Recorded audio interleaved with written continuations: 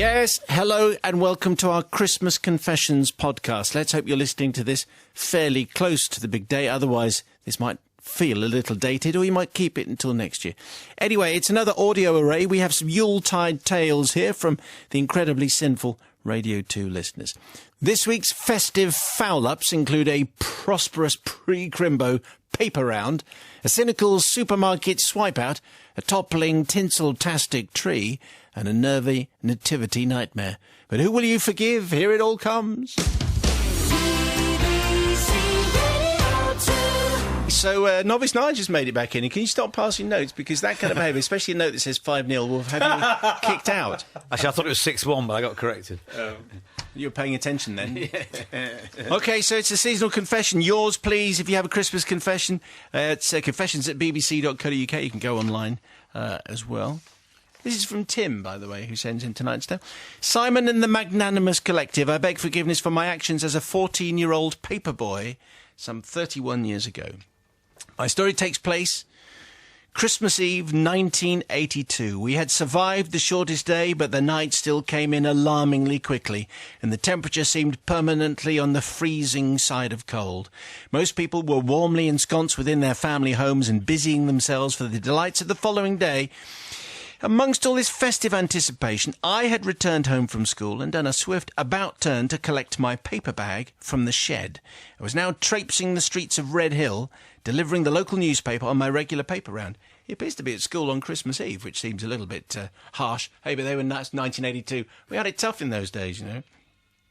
Even given for the levels of inflation that 31 years bring, it can still be considered that I and the other paper boys were quite poorly paid for our 7 mornings and 6 evenings a week, receiving the meagre sum of £5.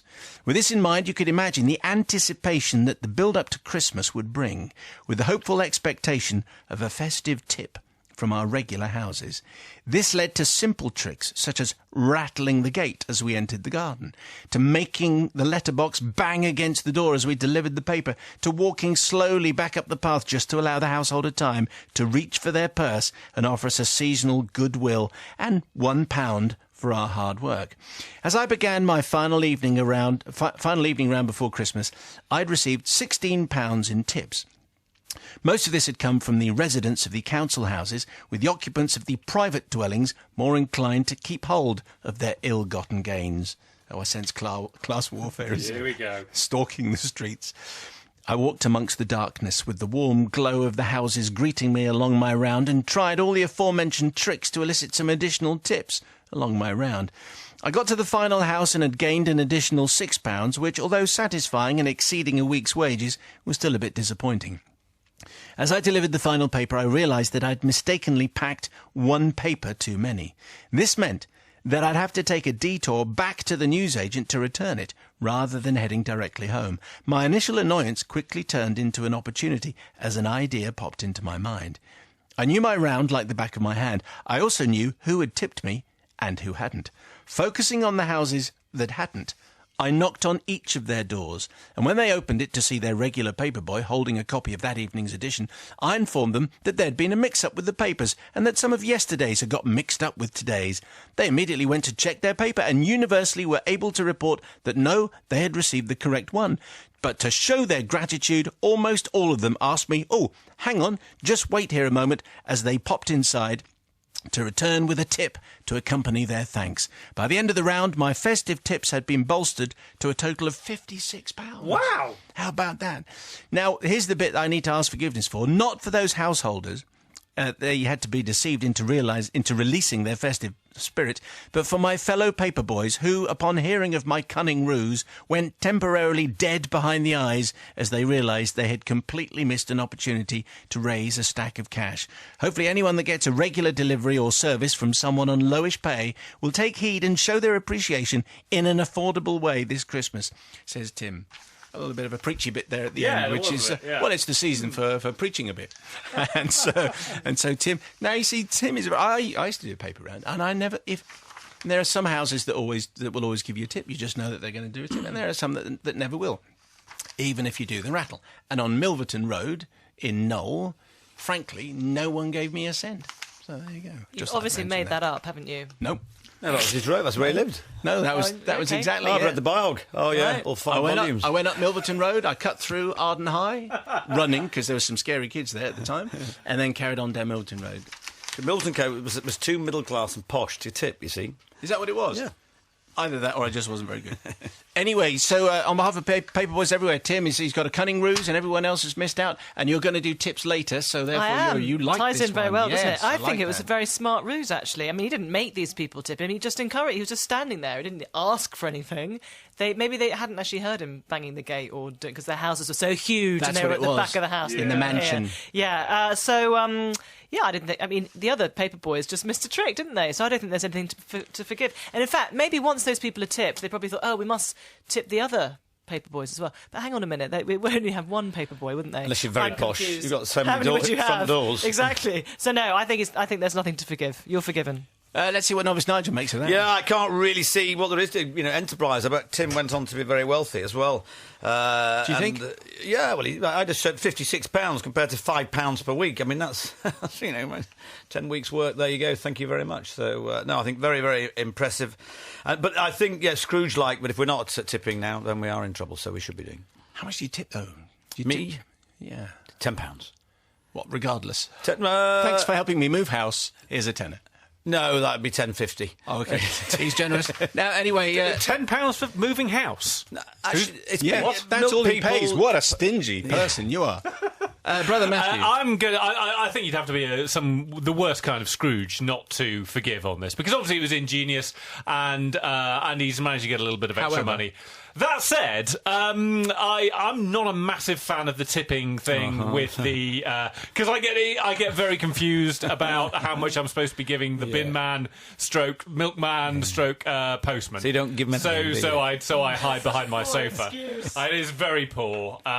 So do you just not bother? So, well, I hide away and hope that they go away. Please don't take that as a... You do that with your kids as well, don't you? Yes, I do. Have a Christmas, Jack. Oh, I've forgotten. I didn't see Daddy have a so Christmas very at sorry. all. Yes. So forget... I will tip them all next year, by the way. Thanks very much. Just please be nice to me this year. You know your bin, when it's tipped over the road? Oh, dear. You can still tip them this year, there's time. Did you forgive or not? Yes. You did? Probably. Tonight is called The Trolley and the Ivy, and it comes from a rather plump Bill. Okay? Thank you, plump Bill. Dear Father Simon and the Festive Collective, my seasonal confession is one that has weighed heavily on my conscience every Christmas day for nearly 20 years. Although I ask for forgiveness, my confession is such that I feel it won't be forthcoming, but being the time of goodwill to all men, I can only hope. Given the nature of this confession, I feel that it may be prudent to have some anonymity and vagueness. So I shall call myself Bill and tell you that I live in a lovely part of the country. And that's it. There you go. That's how anonymous he wants to be. Yeah. The fateful day of my eternal shame was Christmas Eve, and I'm the father to 3 delightful and excited children, all under the age of 5, who were beyond excitement and expectation for the big day. My beloved wife, Belinda, had a very clear notion of how Christmas should unfold, and it was going to be run with military precision. Letters had been written and posted to Father Christmas. The traditional tree with all its decorations was in position. Taking centre stage in the lounge, the rooms were adorned with tinsel and associated paraphernalia, and Christmas songs were being played 24/7. Christmas Day was nearly upon us, and we were going to meet it head-on and have a wonderful, fun-filled time with all the excitement that goes with it.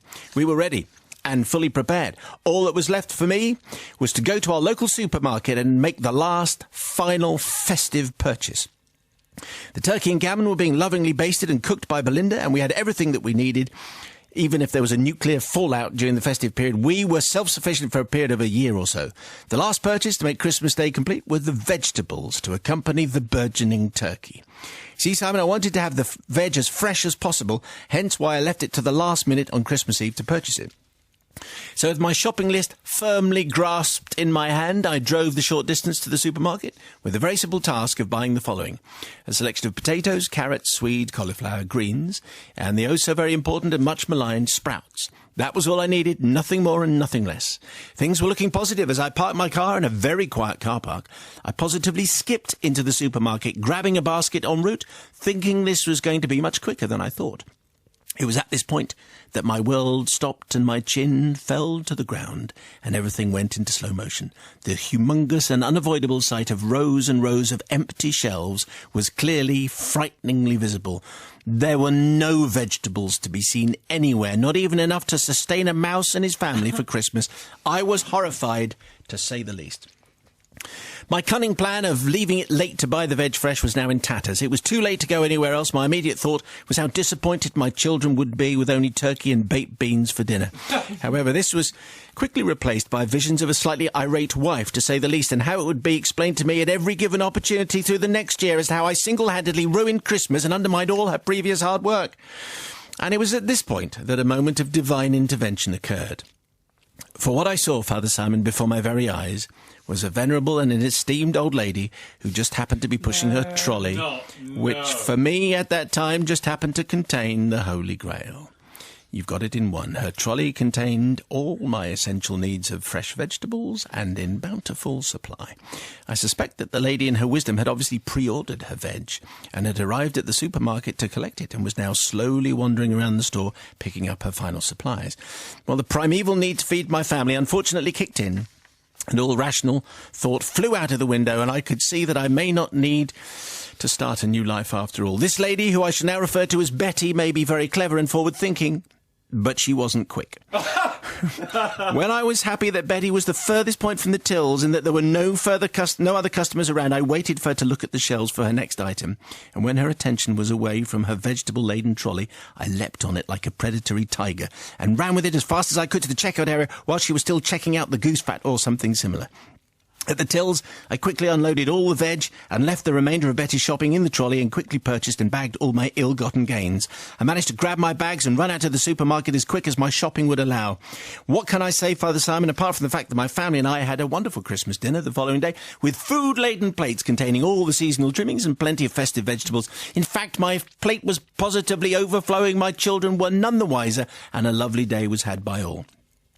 So the part of forgiveness, I'm ashamed to admit that at the time, I was a fine, upstanding pillar of the community. In fact, I was an officer of the law. What? I have to say, I was paid to serve and protect the public, especially little old ladies, which makes this story all the worse. Unbelievable. It's a copper at Christmas, everybody. I'm not expecting it, but I mainly asked forgiveness from Betty's relatives, as there were far too many vegetables in one little old lady's trolley for her to eat on her own, so I suspect she might have had company, maybe some kids and grandkids probably attending as well, so alas, on Christmas Day they would probably have ended up just pulling crackers and wearing party hats whilst tucking into beans. Well, I've carried this remorse ever since. I pass it over to you now, a horrified collective, to cleanse my conscience from a rather plump bill. I suspect, Bill, by the way, there'll be none coming. Anyway, let's see what a shocked and horrified Sister Rebecca makes of that. That is one of the most outrageous confessions we've ever had. Don't you think? I really am shocked. You see, it's just this side of legal. Well, it's not really legal. I mean, the minute they're in her trolley, it's really stealing, isn't it? Well, apart it isn't. But apart from that, the morality of it is appalling. Oh, I mean, yeah, absolutely. what, is Christmas a time for survival of the fittest? No. Christmas no, what I'm is saying a time is they're not yours until you paid for them. That's not the point, Simon Mayo. Is that what you... Oh, dear. Is that what you're arguing? I'm just being provocative. Are you Plump Bill? Did you do this? What do you think? No. I sorry, can't even comment on this. It's just too awful. Not forgiven. Not forgiven. Let's see what Novice Nige makes of it. Oh, Kill Bill. There you go. That's how Harvey Keitel in Bad Lieutenant started out, by nicking Granny's sprouts. And that's right? Yeah, absolutely appalling. No, that's not right, by the way. Yeah, no. That isn't right. What, the film? No, he didn't start True, it. I'm just checking. Yeah, I think we'd remember that if it happened in the film. Good film. Breaking Bad. Bill, no. Plum Bill from somewhere nice. You've probably done time since then. I don't understand what you're talking about. It's not making any sense. Yeah, no, he isn't. No, I know I'm not. But you know what I mean? It was not good, and you're naughty, and I'm definitely not going to forgive you this time. Okay, fine. Brother Matthew. There really aren't any redeeming qualities here for Bill at all. And I mean, fair play to him for sending the confession in, because he knows no one's going to forgive him. This is obviously not in the spirit of Christmas. And as you know, I'm not a big believer in karma. That said, something dreadful's coming round the corner for Plump Bill. Obviously, no one's going to forgive. I can't think anyone's going to forgive him. So actually, I'm going to forgive him, because at least he sent the story. He sent the story in. It was Betty's fault, wasn't Yes, it? we all feel better about ourselves. We do. We all feel better about ourselves because we think, well, at least I'm not Plump Bill. It's a Christmas confession, and a very crowded confessional. For the first time, it's got Matt, it's got the Dean of Deadliness, and it's got Novice Nige, and it's got Sister Rebecca. So we're all sitting on each other's lap in a very kind of sharing, caring way. It's nice. This one comes from Jill, who says, Dear Simon and the Christmassy Collective, it was Christmas time a few years back, and Mum had decided to treat herself to some new Christmas baubles and a trip to the newly opened shopping centre near us. A magnificent display of Christmas decorations greeted us in the entrance, and Mum wanted to replicate the sophisticated look she saw there. No more tatty, skinny red tinsel and mismatched glass baubles for us. We would from now on have sophisticated strands of skinny foil, matching baubles in a considered colour scheme of emerald green and sapphire blue. On a tight budget, she sourced the best deal she could get. We returned home to find a magnificent 9-foot Nordmann fir in place. The smell was magnificent, and an even spread of branches, everything you could wish for. It was perfect. We then decorated the tree, and I have to tell you, it looked fabulous. However, after doing the decorating, my family went out, leaving me at home with my teenage sister, who immediately went to her room to listen to the Eagles and Jerry Rafferty. I was not invited in to share the delights of the Dansette record player that she had, so I took, instead, to climbing up and down the stepladder, which was still in the living room after decorating the top of our magnificent tree. Now we get to the point where I should say, don't try this at home, okay? Because it's just not a good thing. In fact, you should just say that before every confession. Just don't try this. Okay. Jill continues. Now, if you stand on a stepladder and open and close it like a pair of scissors, you can walk around a room in quite a satisfactory manner. And if you're 9 or 10 years old, you might be tempted to pretend you're in a circus. Well, that's what I did anyway. As I manoeuvred around the living room on the stepladder, pretending to be a very tall giraffe, and see if any Christmas treats were hidden on top of the cupboards, the stepladder, I'm afraid, malfunctioned and stuck in the shut position. And as you might have guessed it, I fell directly on top of the tree. I crashed into the branches, and then I heard a terrifying noise, a splitting noise. I had actually... No, that's a timber noise. I had snapped the Christmas tree in two. The 9-foot Nordmann, magnificent smell, even spread of branches, gone. I acted very quickly, though, says Jill. I made a splint from a broom handle, and I found some brown tape in a drawer. It looked absolutely awful, mainly because the tree was about at an angle of 70 degrees. But in a stroke of inspiration, I wrapped the trunk of the tree with some of the aforementioned tatty bright red tinsel, tying it to the radiator. Brilliant. When Mum returned, she was a bit disappointed I'd redecorated the tree, for whatever reason, but she let it stay there, mumbling something about it looking common.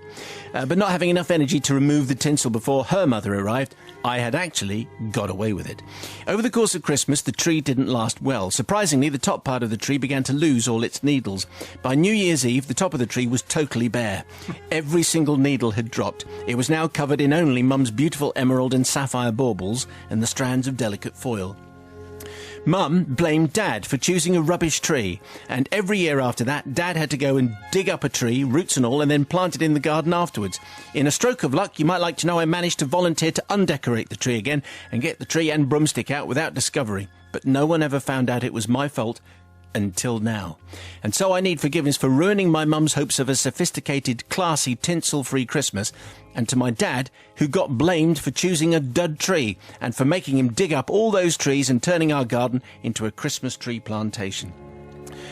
Jill, and of course we don't try and climb a stepladder and pretend to be a giraffe or in the circus, because that, kids, is what happens to you.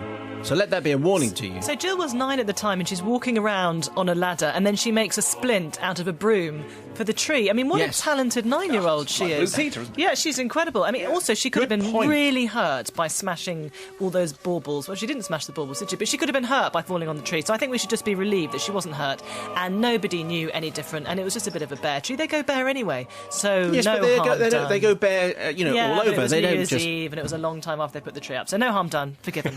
Oh, well, we know what. Oh, right, okay. Okay, now the Dean goes next.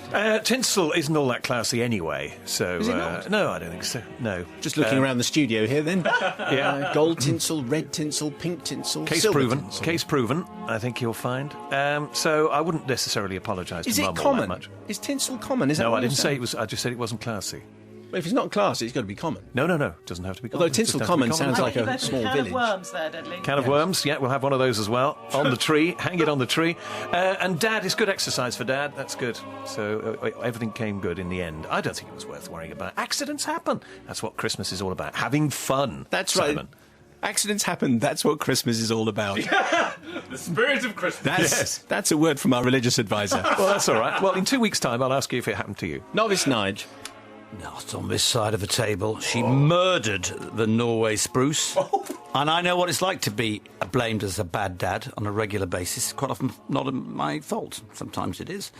So I think, there you go, joining the circus troupe and all this, just completely, no safety net, nothing like that. She should have joined her sister, listened to Jerry Rafferty upstairs. Jill, baubles to you, you're not forgiven. It's a tough word there from the novice. Let's see what Matthew makes. Here's the thing, right? Much as I adore Christmas, by Boxing Day I've had enough of the tree, and so if it's losing its needles by the time New Year's Eve comes around, I'd have got a shot of it well before then anyway. So I am going to say definitely forgiven. I admire her presence of mind for knowing. I don't think I knew what a splint was when I was 9, so I'm very impressed by that, and also no one's interested in the tree beyond Boxing Day anyway. So definitely forgiven. Anyway, here's tonight's. So there's no Novice Nige. He's busy. I've just seen him. He's racing in now. Walking in. Oh my goodness me! Anytime you like, Novice. Just because you're the novice doesn't give you rights to appear late. I suppose preparing an entire Christmas dinner after 6 might be reasonable. Reason enough. So here we have a jolly good tale. Who's this from? Let me just check. It's from Mark. Thank you very much. Dear Father Simon and the amusingly inconsistent collective. Nicely spotted. Yep. A recent 3-word texter to the show reminded me of this until now untold confession, recounting the consequences of nativity plays, an unforgivable breach of childhood trust, and the actions of a man pushed to and beyond the edge. Those 3 words for your 3-worder were nativity play disaster. And back in 2007, I was already a weary veteran of the primary school nativity play. You know the sort of thing. 100 small, confused kids milling around in hastily painted cardboard outfits, scenery moving like an early series of Crossroads, and sufficient moral messages for even a reasonable man to be surreptitiously reaching for the hip flask. My luck was to be imperfectly placed somewhere close to the front, as befitting the husband of a school governor, where I could hear desperately excited children belting out classic nativity numbers with little interest in what the actual words might be, or even the tune. Kids of that age can't really carry a tune, but they can certainly take it outside and give it a good kicking. An impression may be forming that the annual pilgrimage to a damp village hall for an hour of forced bonhomie, with absolutely no prospect of a free bar, was not my favourite thing, and you'd be right. But at least some of this was instigated by the perennial spectacle of our next-door neighbour's daughter giving it the full Celine, as my wife accurately called it. This precocious child divaed all over the stage all of the time, taking all of the best parts, sometimes at the same time. Some context here. Lovely as our neighbours were, they were the wiki citation of pushy parents. Their 2 offspring really had to be the best of everything. You may also detect the slightest note of bitterness here as well. Not really, but it did get a bit wearing, especially as the school mafia, and anyone who's been involved with the PTA and Governor's Circle of Truth will know exactly what I'm talking about, was run with an iron hand by Lottie's mum. And strangely, her daughter would always get the choicest parts with the greatest stage time. Controversial. It is very controversial already. Let me tell you, it's the only nativity play that involved one participant getting about 9 costume changes and having her own changing room. Not our kids, though. They were generally and cruelly typecast with the minor parts. One of those parts being the back end of the Christmas donkey. The other one was generally some largely forgotten mouse or monkey whose sole role appeared to be falling off the stage. So here we are at Christmas 2007. I arrive, rafishly late, to find Lottie's dad filming the director's cut from a tripod-based camera mounted in the main aisle, and her mum backstage managing the costume changes and keeping the ugly kids out of shot. I apologised my way to a seat next... Keeping the ugly kids out of shot. Yes. Well done. Well, I've all met parents like this. I apologised my way to a seat next to my wife, dumping myself into a too small chair and wondering out loud if anyone knew how the play ended. Sharp and Sharp and entirely deserved dig in the ribs from the missus hardly dulled the pain of young Lottie striking a statuesque pose stage front and murdering the opening lines to Away in a Manger. Then I heard a sound, possibly the sound of one of my children falling off the stage, signalling the crux of our little movie. Kings had been heard, wise men followed stars, indoors knocked at, fingers pointing at outside sheds, and a wobbly crib pushed unsteadily onto the stage. On came Lottie, dressed as the kind of angel that may have fallen into a bowl of chocolate, all bright-eyed and significantly trailed. You see, this wasn't the first time I'd been privileged to witness the final scene. Last time round, the neighbours, Lottie needed almost no encouragement to robustly recite the lines introducing the cribbed child to the masses. She looked thrilled when I complimented her on a perfect performance, and she clearly thought of me as a friend. A mistake, as it would turn out. So I knew exactly what was coming as she sucked big air into her lungs, and with a look of genuine joy, even I had by this time warmed to the whole thing and was especially looking forward to what was coming next, began reciting her lines. Behold, she grabbed swaddling wrapped doll from the crib, behold the bringer of light, the ruler of the world, God's son on earth, behold. And then nothing. Just a little kid in the lights with stage fright having forgotten her lines, or one line, or in this case, one word. But quite an important one. She was one Jesus from getting it done, but instead just stared at a couple of 100 parents with a frightened O of her mouth. She'd forgotten the name of the baby Jesus. She desperately searched for a friendly face. Mum backstage, probably on the phone to her agent. Dad, method acting the cinematographer in the aisle some way back in the dark. She was lost. The silence stretched. The audience waited. And then she finally located that friendly face, so desperately needed at this time of crisis. Good old Mark. The very man who complimented her so effusively only a few days ago. She beseeched me with a look of trust and need, and I may have nodded slightly in reply. Reinvigorated now, she backstepped a half-line and bellowed, "Behold!" Then looked at me, confident that I'd give her the word. I gave her a word, all right. I whispered, "Bawaiian." I thought it Well, she didn't whisper it. "Bawaiian!" Rang round the hall like bells ringing out on Christmas Day, as did the laughter echoing back from most of the parents. Her face crumpled. Through confusion to horror as the laughter rose to a raucous crescendo. Careful use of the word most back there. At least 3 people didn't seem terribly amused. 2 were her parents, now consoling her with heartfelt messages of support and sticky chocolate, and my wife, who I dared not look at. But I knew she was looking at me. I do have a bit of a history of looking for a cheap laugh without considering the consequences, so was pretty much the prime suspect, even if she hadn't actually witnessed my misdemeanour. Obviously, I admitted nothing. I've absolutely no idea why Laura didn't grass me up, but she never did. So I don't ask forgiveness of the parents who frankly learnt an important lesson about the line between pushiness and pretension, nor from the other kids who for weeks afterwards would run around the playground reenacting the final scene and screeching, "Bawaiian!" Or from my wife, to whom I've had to apologise so many times for my inappropriate behaviour. A public apology would offer nothing new. But I obviously have to ask forgiveness from Lottie, who deserves something better in her time of great need than a man looking for a cheap laugh and some natural justice. I can only hope the next man she chooses is far more trustworthy and morally upstanding than me. Well, you don't want to have someone like Mark to trust on. You're looking out there. You want someone just to tell you the word that you're looking for, and it's not Bawaiian. That is a brilliant Jesus. confession. That was one of the funniest ones we've ever had. Beautifully written, just hysterical. I took out about Beautifully 7. read, of course. Yes, And thank you. beautifully read as I did. well. I took out about 7 pages, I have to tell you. The thing is, I mean, Mark, I think he's telling himself it was meant to be a joke, but actually, what was he motivated by?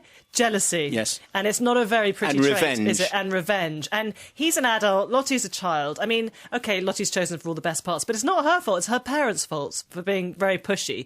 So I think... Yeah, wrong target, wasn't it? It's the Wrong target, yeah. exactly. So I think Lottie suffered needlessly, and I'm not forgiving you. OK, I think that's an interesting answer. Let's see what Novice Nigel makes of that. Well, gosh, I've been vacillating there. But I think that in 25 years she'll have a comeback and do that very scene again, and will do brilliantly as well. I mean, there is an old adage that you must die quite a few times on stage to succeed as an actor. And on that basis... Say that as if you know. Well... But having said that, It's a bit rum to forget the name of Jesus in the Nativity play, isn't it? She was nervous. Yeah.